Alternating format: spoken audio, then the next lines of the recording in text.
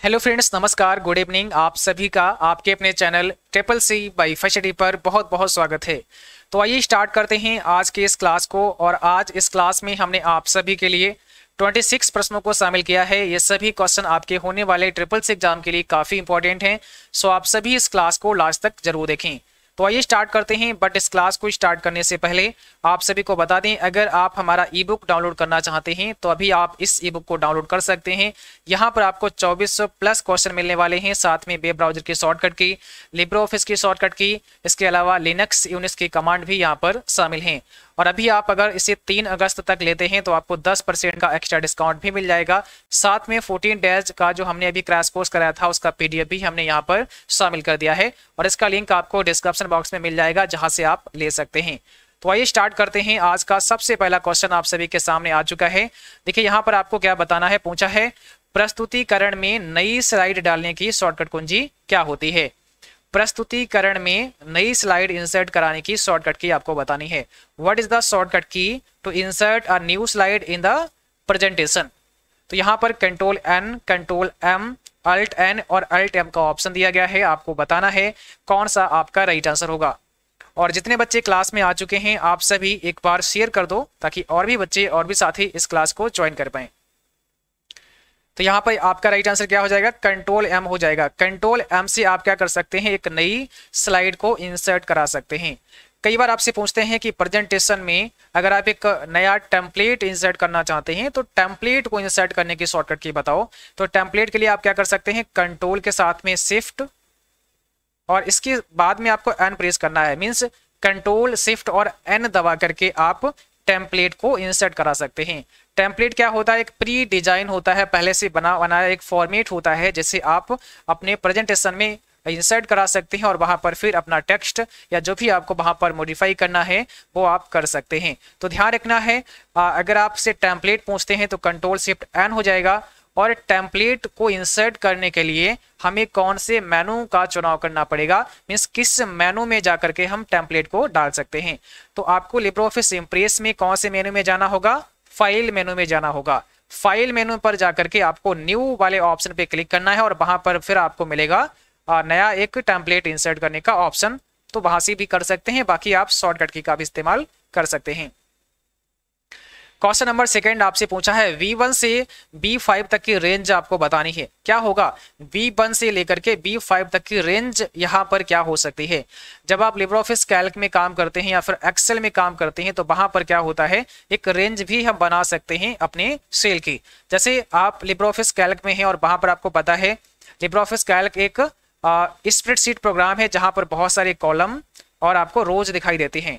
तो इन column and रो का जो कॉम्बिनेशन होता है, इस कॉम्बिनेशन से बनने वाला स्थान जिसको हम सेल का नाम देते हैं। यानी कि यहाँ पर जो ये बॉक्स आप देख रहे हैं इसका नाम क्या होता है, सेल होता है। और हर सेल का अपना एक यूनिक एड्रेस होता है, पता होता है ना। हर सेल का अपना एक एड्रेस होगा। अगर आप जैसे मान लिया मैं यहाँ पे बनाता हूँ A और VCD करके ऐसे आपके कॉलम होते हैं। कॉलम के नेम को ABCD करके दिखाया जाता है। ये भी कई बार पूछते हैं कि कॉलम को कैसे रिप्रेजेंट करते हैं। तो हमेशा आपको ध्यान रखना है कॉलम को अल्फाबेट यानी कि ABCD से रिप्रेजेंट किया जाता है और आपके जो रो होता है उसको 1 2 3 करके रिप्रेजेंट करते हैं। और जो आपका सेल का एड्रेस होता है, सेल का रेफरेंस होता है, वो कॉलम, लेटर और रो नंबर से बनता है। जैसे यहाँ पर मान लिया हमने इस जगह पर पॉइंट रख दिया और हमने आपको बताया कि इसका हमें एड्रेस बताओ, इस सेल का एड्रेस बताओ। तो देखो ऊपर आप देखेंगे क्या है, कॉलम, कॉलम कौन सा है हमारा C है और रो हमारा कौन सा है, दूसरा वाला है। तो हमारा एड्रेस हो जाएगा C2, मतलब इस सेल का जो एड्रेस है वो C2 है। कहीं पर भी आप देखो यहाँ पर मैंने रखा, ऊपर कॉलम E है और सेल हमारा 4 है, तो इसका नाम हो जाएगा E4, इस सेल का नाम E4 हो जाएगा। ठीक है, अब बात करते हैं यहाँ पर रेंज बनाने की। तो रेंज के लिए क्या कर सकते हैं, हम कॉलन का इस्तेमाल करते हैं। अगर हमें रेंज बनाना है, जैसे रेंज में क्या होता है ना, मैंने यहाँ से क्या करना है, जैसे हमने लिखा यहाँ पे A1 और कॉलन लगा दिया, उसके बाद E1 लिखा। अब इसका मतलब क्या हुआ, इस A1 से लेकर के और इस E1 तक ये सारी सेल जो बीच वाली है ना, ये सब इसी में आ गई हैं, सब इसी के अंदर आ गई हैं। इसका मतलब यहाँ पर A1 और E1 तक की बात की जा रही है। इसके बीच में जितनी भी सेल हैं, चाहे इसके बाद में क्या पड़ेगा, V1 पड़ेगा, C1 पड़ेगा और D1 पड़ेगा, तो इन सभी के यहाँ पर बात की जा रही है। एक रेंज यहाँ पर बना दी गई है। तो हमारा ऑप्शन नंबर D करेक्ट हो जाएगा। V1 कॉलन V5 तक एक रेंज बन जाएगी। ठीक है, चलो और एक चीज आपको यहाँ पर और ध्यान रखना है, जो आपका सेल का एड्रेस होता है, ये आपको एड्रेस कहाँ पर दिखाई देता है, जो हमारा सेल होता है ना, इसका एड्रेस हमें कहाँ दिखेगा, ऊपर नेम बॉक्स में दिखेगा। यहाँ पर एक नेम बॉक्स होता है, इस नेम बॉक्स में सेल का नाम दिखता है, सेल का रेफरेंस दिखाई देता है, उसका एड्रेस क्या है। और सेल में जो कंटेंट आप लिखते हैं, कई बार ये भी पूछते हैं कि सेल में जो कंटेंट आपने लिखा है, जो फॉर्मूला आपने अप्लाई किया है, वो हमें कहां पर दिखेगा, तो वो ऊपर फॉर्मूला बार होती है, उस फॉर्मूला बार पर हमें दिखाई देता है जो भी सेल में हमने कंटेंट लिखा होता है। तो ये पॉइंट भी आपको पता होना चाहिए, ठीक है। चलो देखो यहाँ पर क्या पूछा है, क्रेडिट कार्ड मीन्स क्रेडिट करना है यहाँ पे, तो क्रेडिट करना किससे संबंधित है, बताओ क्रेडिट करना किससे संबंधित है, ये क्वेश्चन है। ऑप्शन देखो भाई क्या लिखा है यहाँ पे, बैंक में पैसे जमा करना, कैश निकालना या डेबिट करना, या इसमें से कोई नहीं। तो ऐसे कुछ क्वेश्चन था, ये क्वेश्चन सभी प्रीवियस क्वेश्चन है, पूछे हुए क्वेश्चन है, मैंने कुछ प्रीवियस क्वेश्चन उठाए हैं, बहुत सारे बच्चों ने क्वेश्चन भेजे हैं और सभी क्वेश्चन को नहीं करा पाते क्योंकि आपको पता है इतना ज्यादा समय भी नहीं होता है और बहुत सारे क्वेश्चन बहुत सारे बच्चे भेज देते हैं, तो जितना पॉसिबल होता है उतना हम करा देते हैं। बाकी जब हम आपको क्लास कराते हैं, जैसे अभी करा रहे हैं, तो इसमें वो सारे क्वेश्चन हम प्रीवियस वाले शामिल कर देते हैं, ठीक है।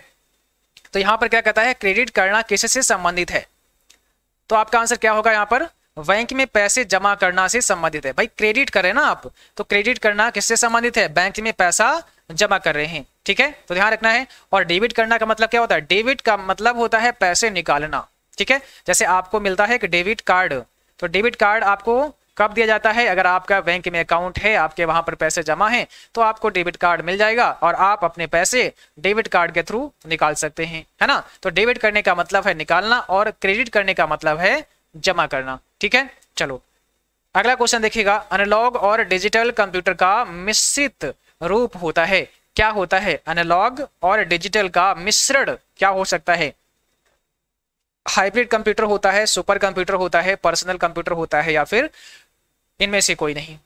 तो आपका जवाब यहाँ पे क्या होगा आपको बताना है। क्वेश्चन नंबर 4 आपके सामने है। देखो एनालॉग कंप्यूटर और डिजिटल कंप्यूटर का मिश्रण क्या कहलाता है, हाइब्रिड कंप्यूटर होता है। जो आपका हाइब्रिड कंप्यूटर होता है ये एनालॉग और डिजिटल का मिश्रण होता है।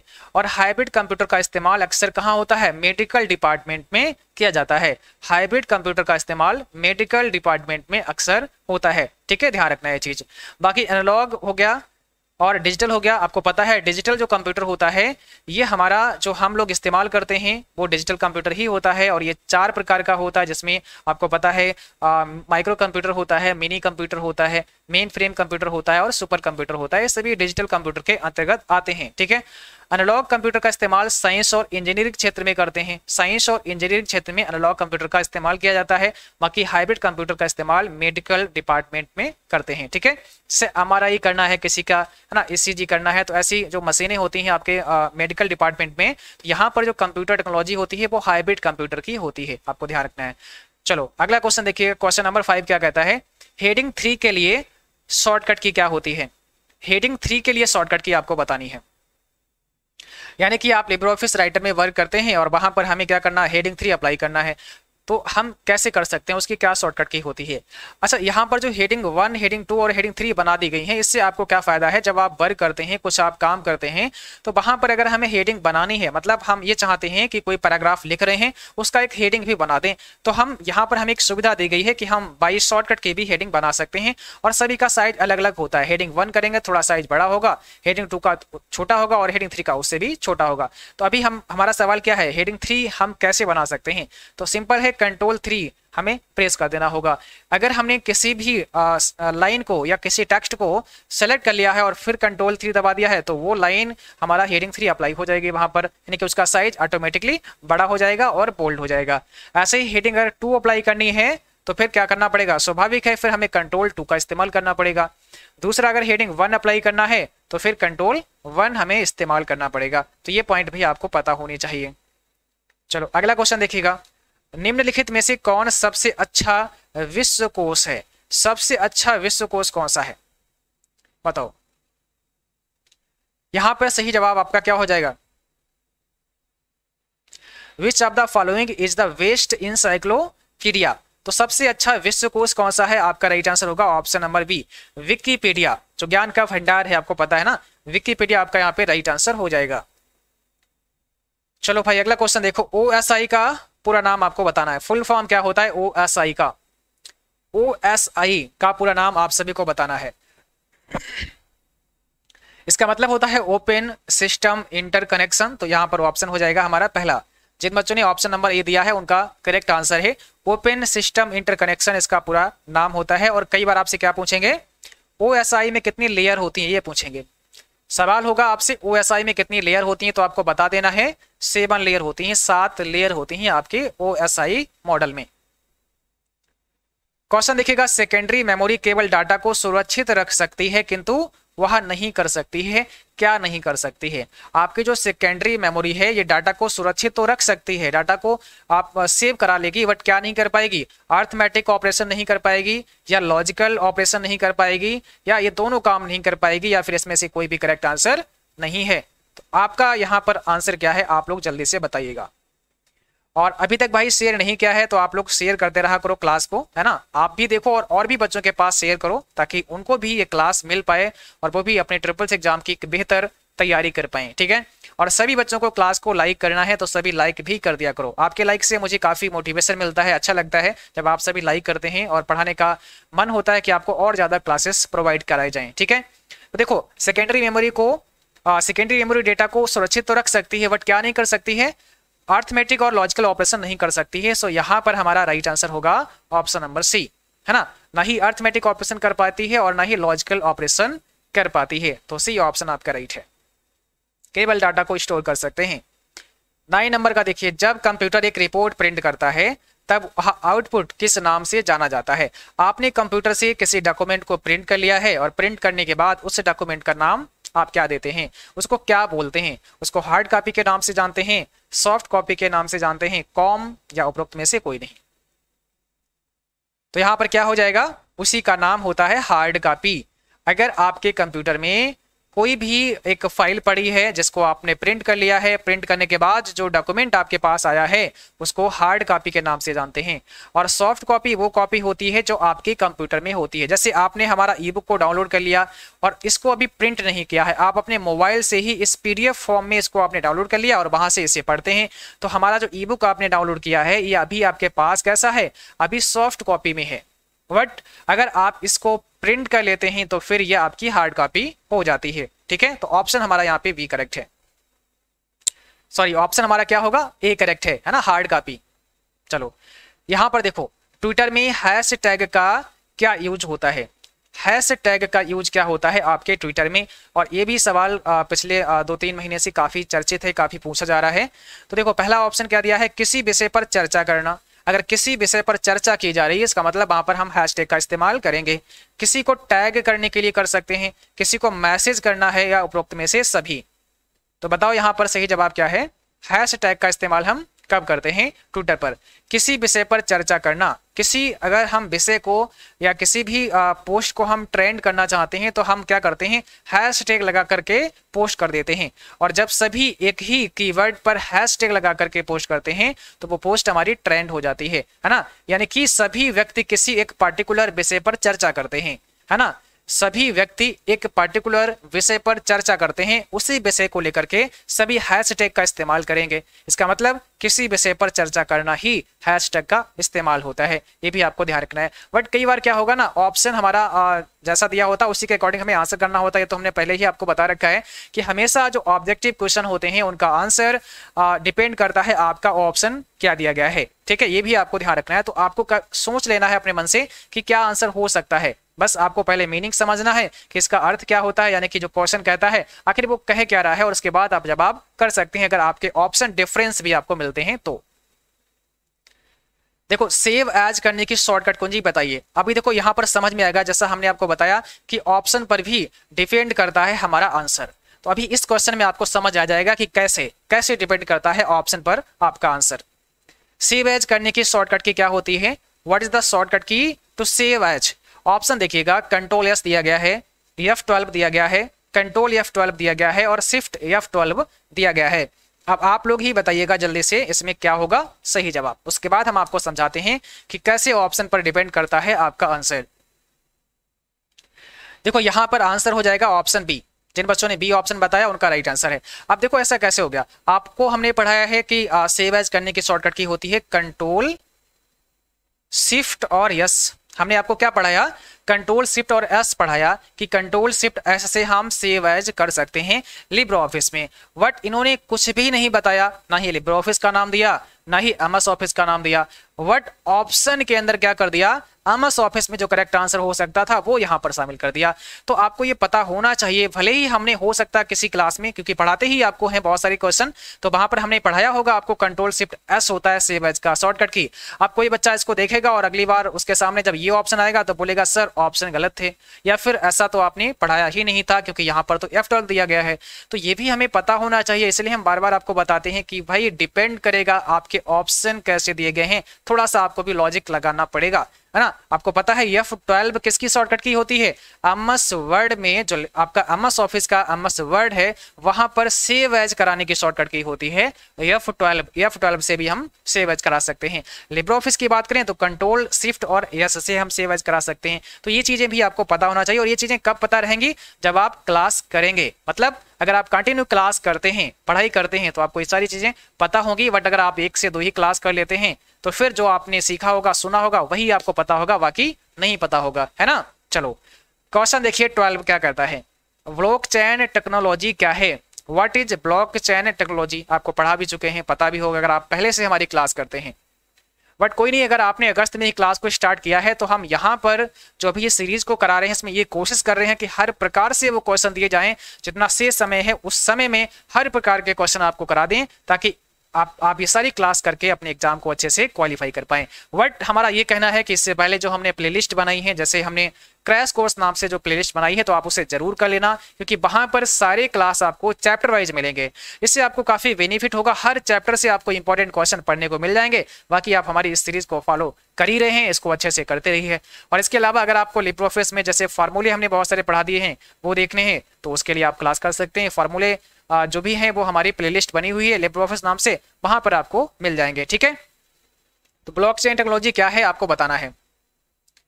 ऑप्शन यहां पर आपका सी हो जाएगा, देखो वो ऑप्शन हमारा सी हो जाएगा। क्यों, बिटकॉइन में इस्तेमाल होने वाली टेक्नोलॉजी है आपका ब्लॉकचेन, बिल्कुल राइट है। सुरक्षित लेन देन में सहायक है, तो दोनों ऑप्शन यहाँ पे करेक्ट है, इसलिए सी ऑप्शन हमारा करेक्ट हो जाएगा। क्वेश्चन देखिएगा, फेसबुक में अधिकतम कितने फ्रेंड्स हो सकते हैं। अब फेसबुक में आप मैक्सिमम कितने फ्रेंड बना सकते हैं, कितने फ्रेंड आप बना सकते हैं फेसबुक में, तो मैक्सिमम 5000 फ्रेंड बना सकते हैं, ठीक है। ऑप्शन हमारा पहला हो जाएगा 5000। सीसी क्या दर्शाता है, what is CC stand for, तो आपको क्या बताना है सीसी क्या दर्शाता है। कार्बन कॉपी है, क्रिएट कॉपी है, कैंसिल कॉपी, या इनमें से कोई नहीं। सीसी का मतलब आपको बताना है, तो सिंपल सी बात है, इसका मतलब होता है कार्बन कॉपी। सीसी का मतलब कार्बन कॉपी और बीसीसी का मतलब ब्लाइंड कार्बन कॉपी होता है। क्वेश्चन कहता है एनालिटिकल इंजन का आविष्कार किसके द्वारा किया गया था, who invented the analytical engine. तो आपको आंसर करना है यहाँ पर कौन सा राइट आंसर हो जाएगा, एनालिटिकल इंजन का आविष्कार किसने किया है। तो सही जवाब हो जाएगा option number B, Charles Babbage के द्वारा एनालिटिकल इंजन का आविष्कार किया गया है, चार्ल्स बेबेज के द्वारा। एनालिटिकल की बात करें या फिर डिफरेंस इंजन की बात करें, तो डिफरेंस इंजन का भी आविष्कार आपके चार्ल्स बेबेज के द्वारा ही किया गया है, और इसीलिए इन्हें क्या बोला जाता है, father of computer. Father of computer की संज्ञा दी गई है आपके चार्ल्स बेबेज को, ठीक है। अब देखो क्वेश्चन नंबर 16 कहता है निम्न में से कौन सा file format power point slide में जोड़ा जा सकता है। कौन सा फाइल फॉर्मेट आप पावर पॉइंट की स्लाइड में ऐड कर सकते हैं। .jpg फाइल को ऐड कर सकते हैं, .mid, .web, या ये सभी फाइल आप ऐड कर सकते हैं। पावर पॉइंट में कौन सी फाइल को हम जोड़ सकते हैं, तो ऑल ऑफ दीज, सभी फाइलों को हम यहाँ पर ऐड कर सकते हैं जो भी दी गई हैं। इमेज प्रिंटेड टेक्स्ट के लिए निम्नलिखित में से किस डिवाइस का प्रयोग किया जाता है, बताओ। इमेज प्रिंटेड टेक्स्ट के लिए निम्न में से किस डिवाइस का इस्तेमाल करते हैं, OCR, OMR, MICR, या फिर ऑल ऑफ दीज, ये सभी।